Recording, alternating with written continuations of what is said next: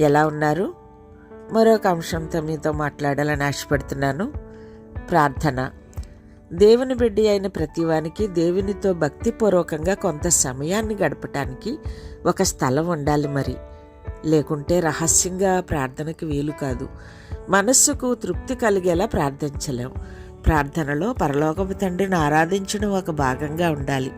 ఉదయం ఆ దినపు కార్యక్రమాలన్నిటినీ మనం దేవునికి అప్పగించడం, సాయంకాలం ఆనాడు ఆయనిచ్చిన కృపలకు కృతజ్ఞత తెలియచెప్పడం, మూడవదిగా పరిశుద్ధాత్మ మనలను ప్రార్థించమని పురికొల్పిన సమయాల్లో ప్రార్థించడం చేయాలి. అలాంటి ప్రార్థనలకు జవాబు ఇస్తానని, తన సన్నిహిత సన్నిధిని, నిత్యత్వానికి నిజమైన యోగ్యతను ఇస్తానని తండ్రి మత్తయి 6:9 ద్వారా వాగ్దానం చేస్తున్నారు. ప్రార్థనలో పరలోకపు తండ్రిని ఆరాధించడం ఒక భాగంగా ఉండాలి. తండ్రిగా దేవుడు మనలను ప్రేమిస్తూ, మన విషయమై శ్రద్ధ తీసుకుంటూ, మన సహవాసాన్ని, సాన్నిహిత్యాన్ని కోరుతున్నారు. క్రీస్తు ప్రభు వారి ద్వారా ఏ సమయంలోనైనా, ఏ స్థితిలోనైనా, ఏ స్థలంలోనున్నా ఆయన్ని ఆరాధించి మన అవసరాలను ఆయనకి చెప్పుకునే అవకాశం మనకుంది. తండ్రి అయిన దేవుడు పాపాన్ని తీవ్రంగా వ్యతిరేకించే పరిశుద్ధుడు. తనను తండ్రి అని పిలిచేవారిలో కూడా పాపాన్ని ఆయన సహించడు. మరి ఆయన నామం పరిశుద్ధపరచబడాలి గనుక పరలోకపు తండ్రిగా ఆయన ఆశీర్వదించడమే కాక శిక్షిస్తాడు కూడా. కనికరం చూపించినట్లే న్యాయబద్ధంగాను వ్యవహరిస్తాడు. తన బిడ్డల పట్ల ఆయన స్పందన వారి విశ్వాసం, విధేయతలపై ఆధారపడి ఉంటుంది.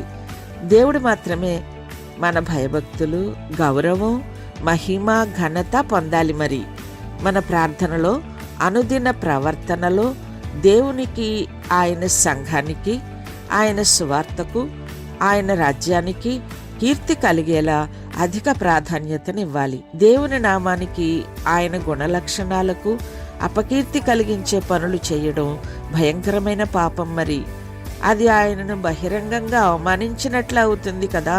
ఇప్పుడు మనం ఆయన సన్నిధి కొరకు, దేవుని రాజ్య ప్రత్యక్షత కొరకు, సాతాను క్రియల నాశనం కొరకు, రోగుల స్వస్థత కొరకు, తప్పిపోయిన వారి రక్షణ కొరకు, నీతి విస్తరించేలా ఆయన ప్రజలపై పరిశుద్ధాత్మ కుమ్మరింపు కొరకు, ఆటంకాలు, అవరోధాలు కలగకుండా అధికారులు, పాలకుల కొరకు మనం కలిసి ప్రార్థన చేయాలి. దేవుని నిత్య ప్రణాళిక ప్రకారం ఆయన సంకల్పం మన జీవితాల్లోనూ, మన కుటుంబ సభ్యుల జీవితాల్లోనూ నెరవేరాలని వేడుకోవాలి. ప్రార్థనలో ప్రతి వ్యక్తి అనుదిన అవసరాలకు సంబంధించిన విజ్ఞాపనలు ఉండాలి.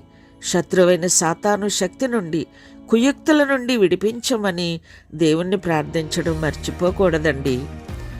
ప్రభువు మన ప్రార్థనలో పట్టుదల ఉండాలని, దేవునిపై పూర్తి నమ్మకంతో ప్రార్థించిన వారు తాము అడిగినవన్నీ పొందుతారని యేసు ప్రభువారు చెప్పారు. విన్నారండి?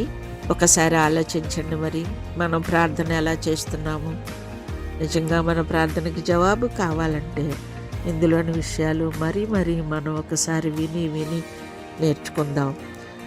దేవుని ఈ నిత్య సత్యాలు మనందరి వినికిడిలో ఆశీర్వాదకరంగా ఉండాలని, ఈ కొత్త సంవత్సరం మరింత సంతోషాన్ని, ఆనందాన్ని, నిత్య రక్షణ సాన్నిధ్యాన్ని దేవుని ఎదుట మనందరం పొందుకోవాలని మనస్ఫూర్తిగా కోరుకుంటూ మీ దర్శన సాక్షి.